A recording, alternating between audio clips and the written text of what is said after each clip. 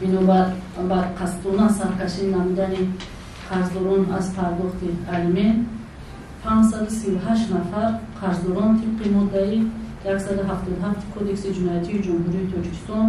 бо пешниҳоди иҷрочиён аз ҷониби маҳкумоти прокуратура нисбати онҳо парвандаи ҷиноятӣ кушода шудааст. яъне ки аллакай 538 нафар инҳо нафароне ҳастанд ки аз пардохти алимент саркашӣ карданд ва ҳамамун маблағи қарздориашон зиёда аз 3 моҳро ташкил медиҳад. яъне масалан агар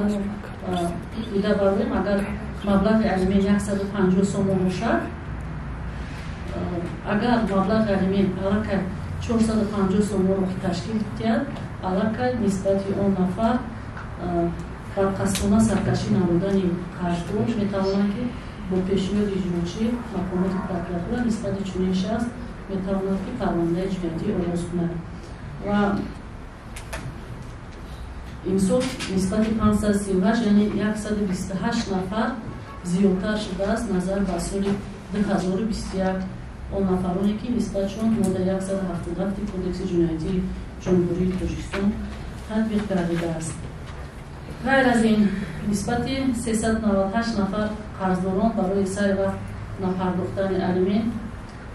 ба пинҳон кардани суруғаи ҷоизисташон бо қарори иҷрочиёни маҳкумоти иҷро аз ҷониби маҳкумоти суд гуфткор эълон гардидааст. дар соли 2022 12636 ҳолат истеҳсолоти иҷро оид ба истонидаи маблағи алимент ба хадамот ворид гардид ки хушбахтона назар ба соли 2021 дар соли 2022 1662 истеҳсолоти иҷро оид ба истонидани алимент камтар мебошад. чунки мо ҳар сол қайд мекардем ки сол то сол шумораи алиментгирандагон